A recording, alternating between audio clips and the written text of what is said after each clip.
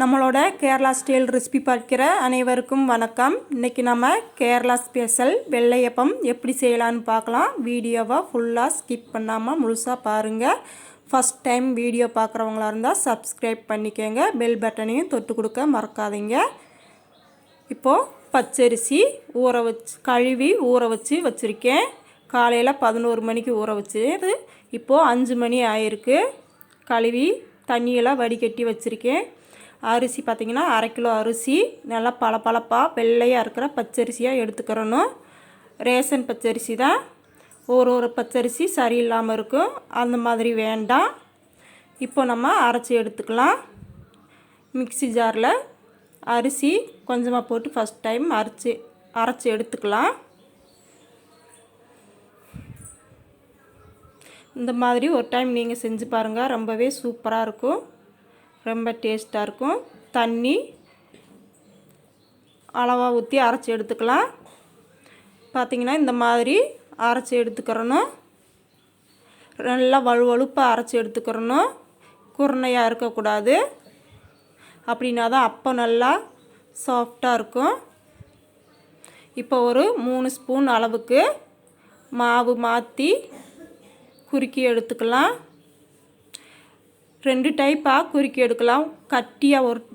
கட்டியாக குறுக்கி எடுக்கலாம், கொஞ்சம் லூஸாக கூழ் மாதிரி குறுக்கி எடுக்கலாம். நீங்கள் எந்த மாதிரி உங்களுக்கு வேணுமோ அந்த மாதிரி குறுக்கி எடுத்துக்கலாம். நான் 2 முறையும் செஞ்சு காமிக்கிறேன் பாருங்கள்.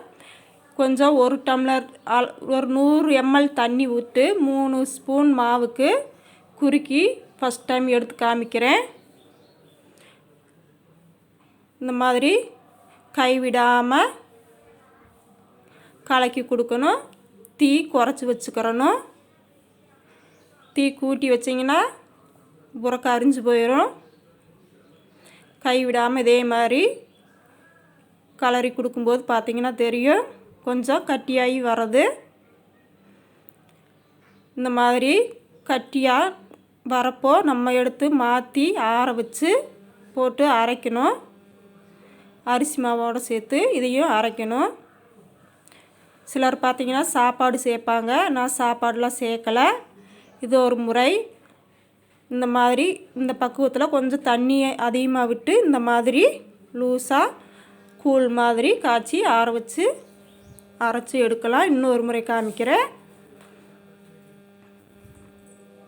நான் பார்த்திங்கன்னா கொஞ்சம் கட்டியாக தான் குறுக்கி எடுப்பேன். மாவு நல்லா வேகணும். வெந்தது பார்த்திங்கன்னா தெரியும் எந்த அளவுக்கு மாவு வெந்திருக்குன்னு. இப்படியும் செய்யலாம். நான் பாருங்கள் இந்த மாதிரி தான் செய்வேன். கட்டியாக நல்லா கலரி கட்டியானோடனே இதையே ஆற வச்சுட்டு அதுக்கப்புறமா அரிசியோடு சேர்த்து நம்ம அரைச்சி எடுத்துக்கலாம். அவ்வளோதான், ரெடி ஆயிடுச்சு. இதை ஆறட்டும். பாக்கி இருக்கிற அரிசியை அரைச்சி எடுத்துக்கலாம். இப்போது பகுதி அரிசியை அரைச்சி எடுத்துருக்கு. இனி மீதி இருக்கிற அரிசியை போட்டு அரைச்சிக்கலாம். கூடவே நம்ம குறுக்கி வச்சுருந்த அரிசி மாவை ஆற வச்சுருக்கு இல்லைங்களா, அதையும் சேர்த்துக்கலாம். இப்போது ஒரு 3 ஸ்பூன் அளவுக்கு சர்க்கரை சேர்த்துக்கிறேன். 1/2 கிலோ அரிசிக்கு 3 ஸ்பூன் சர்க்கரை. தேங்காய், பச்சை தேங்காய் எடுத்துக்கிறணும். ஒரு பெரிய தேங்காய், 1/2 முடி தேங்காய் எடுத்திருக்கேன். பச்சை தேங்காயாக இருந்தால் பால் நல்லா கிடைக்கும். நீங்கள் தேங்காய் பால் எடுத்து கூட செய்யலாம். அப்பத்துக்கு தேங்காய் பால் எடுத்தாலும் கொஞ்சம் தேங்காய் சேர்க்கணும். அதனால் நான் முழுவதும் தேங்காய் அப்படியே போட்டு நல்லா வழுவழுப்பாக அரைச்சிக்கிறேன். இப்போ நம்ம குறுக்கி வச்சுருக்க அரிசி மாவு இருக்குங்களா, நல்லா கலரி வச்சுருக்கோம் இல்லையா, அது ஆறுனதுக்கப்புறமா போட்டு அரைச்சிக்கலாம். தேங்காய், சர்க்கரை, அரிசி, நம்ம மாவு வேக வச்சுருக்கிற மாவு, இது 3ஐயும் சேர்த்து நல்லா வழுவழுப்பாக அரைச்சிக்கிறணும். தண்ணி தேவைக்கான அளவு ஊற்றிக்கலாம். பாருங்கள், எல்லாத்தையும் சேர்த்து நல்லா அரைச்சாச்சு. இந்த மாதிரி தரி இல்லாமல் வலுவலுன்னு அரைச்சி எடுத்துக்கிறணும். பார்த்தீங்கன்னா தெரியும் எவ்வளோ சாஃப்டாக சூப்பராக இருக்குதுன்னு.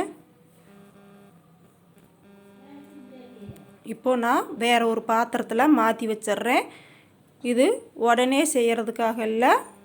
இன்றைக்கி சாயங்காலம் 5 மணிக்கு அரைச்சி வச்சுட்டு நாளைக்கு காலையில் ஒரு 7 மணி 8 மணி அளவில் செய்கிறதுக்காக. இது மாவு புளிக்கணும். இது பார்த்திங்கன்னா ஈஸ்ட்டு. இது ஸ்டோர்ஸ்லாம் கிடைக்கும். இது ஒரு 2 பிஞ்ச் அளவுக்கு ஈஸ்ட் சேர்த்தா போதும். பார்த்தா தெரியும் எந்த அளவுக்கு சேர்த்துருக்கேன்னு. கொஞ்சமாக தண்ணி சேர்த்து அதையே கரைச்சி விட்டுக்கலாம். கொஞ்சம் கடுகு சைஸில் ஈஸ்ட் இருக்குது. அது போட்டிங்கன்னா கொஞ்சம் சுடுதண்ணி காய வச்சு அதில் தான் போட்டு கரைச்சி ஊற்றணும். இதுக்கு பார்த்திங்கன்னா பச்சை தண்ணியே போதுமானது. இப்போது இதை சேர்த்து நல்லா கலரி விட்டுக்கலாம். சோடா பொடி வேணுன்னா கூட சேர்த்துக்கலாம். சோடா பொடி நான் சேர்த்துருக்கேன். இந்த அளவுக்கு சாஃப்டாக கிடச்சதில்ல அப்பம். உப்பு தேவையான அளவுக்கு உப்பு சேர்த்துக்கலாம். எல்லாத்தையும் சேர்த்து நல்லா மிக்ஸ் பண்ணி மூடி வச்சிடணும். மறுநாள் காலையில் தான் எடுத்து அப்பம் செய்யணும். தேங்காய் பால் ஊற்றி கூட அப்பம் செய்யலாம். ரொம்பவே சூப்பராக இருக்கும். நான் அதனால் முழுசாக தேங்காய் அப்படியே போட்டுட்டேன். இந்த மாதிரி பாருங்கள், தோசை மாவை விட லூஸாக தான் இருக்கணும் அப்பத்துக்கு மாவு. ரொம்ப கட்டியாக ஊற்றினா நல்லா இருக்காது, மந்தமாக இருக்கும் அப்பம். இப்போ மூடி வச்சிடலாம். இப்போ பார்த்திங்கன்னா மறுநாள் காலையில் 8 மணி ஆயிடுச்சு. மாவு எவ்வளோ நல்லா புளிச்சு வந்திருக்குன்னு பார்த்தா தெரியும். பாருங்கள், இப்போது கரண்டியில் கிளறி விட்டு காமிக்கிறேன். பாருங்கள் எவ்வளோ சூப்பராக உப்பி வந்திருக்குன்னு மாவு. இந்த மாதிரி வந்தால் தான் நம்மளுக்கு அப்பம் கரெக்டான பதமாக கிடைக்கும். ரொம்ப சாஃப்டாக கிடைக்கும். இந்த அளவுக்கு நம்மளுக்கு கட்டி தேவையில்லை. கொஞ்சம் கூட தண்ணி ஊற்றிக்கலாம். மாவு கலக்கும்போது நல்லா அடித்து கலக்கக்கூடாது, மெதுவாக தான் கலக்கணும். அதில் உள்ள பபுள்ஸ் எல்லாம் உடஞ்சி போகாமல் பார்த்துக்கிறணும். மெதுவாக கலக்கிக்கலாம். கொஞ்சம் கூட தண்ணி விட்டுக்கலாம். இது ரொம்ப மாவு கட்டியாக இருக்குது. தோசை மாவை விட லூஸாக இருக்கணும்.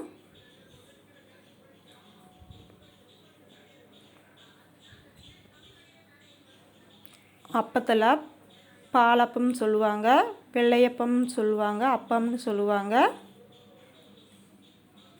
சிலர் பார்த்திங்கன்னா சாப்பாடு சேர்த்து அரைப்பாங்க. நான் சாப்பாடு சேர்க்கல. இருந்தாலும் நம்மளுக்கு சூப்பராக அப்பம் கிடைக்கும். பாருங்கள், மாவோட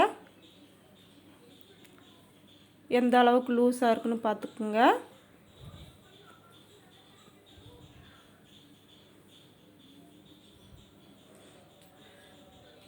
இப்போ நம்ம அப்பம் ஊற்றி பார்க்கலாம். இது அப்பச்சட்டி. அப்பச்சட்டியில் நம்ம மாவு ஊற்றலாம். சட்டி சூடானோடனே மாவு ஊற்றிட்டு தீ குறைச்சி வச்சிடணும், இல்லைன்னா கரிஞ்சு போயிடும்.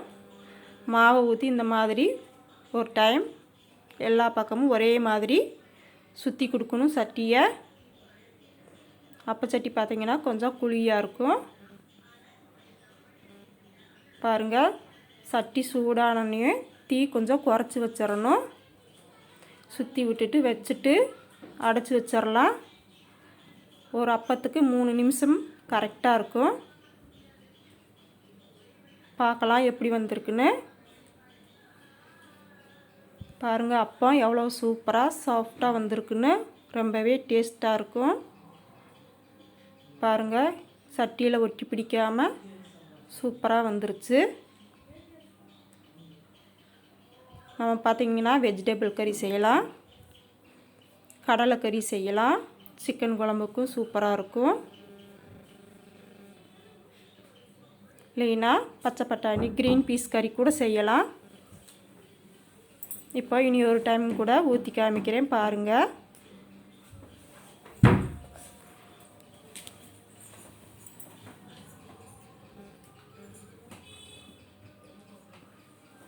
இது மாதிரி சுற்றி விட்டுக்கிறணும்.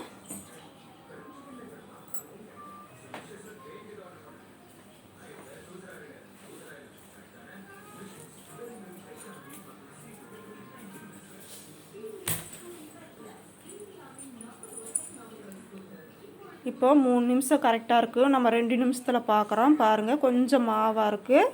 இனி ஒரு 1 நிமிஷம் கூட அடைச்சி வச்சிடலாம். இப்போ பார்த்தா தெரியும் எவ்வளோ அளவாக சாஃப்டாக அப்பம் உப்பி வந்திருக்குன்னு.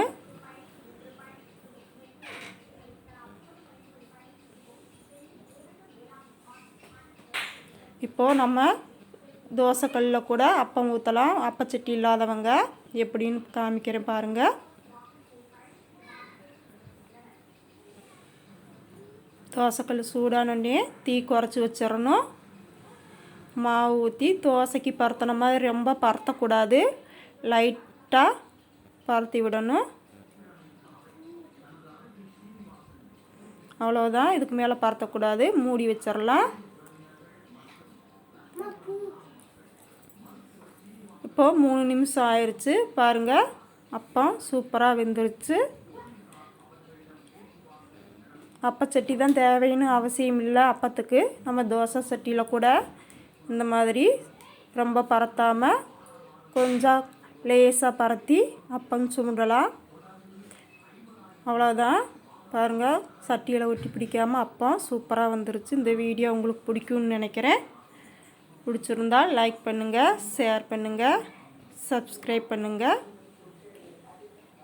புதுசாக பார்க்குறவங்க